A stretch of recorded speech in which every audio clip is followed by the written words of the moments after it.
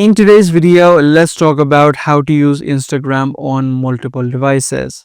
If you want to access your account of Instagram from other devices such as your phone, your tablet, or maybe even your computer, and if you fear you will be logged out, it is not the case for Instagram. If you just tap and try to add a different account, even though you are logged in from a different browser, you do have the option of using your Instagram account simultaneously on different devices.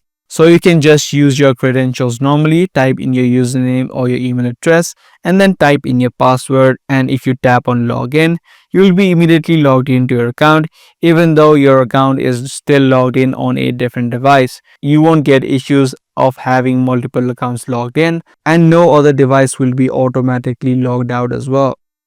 Once you now logged into both of your devices, you'll repeat this process for a third or even a fourth device.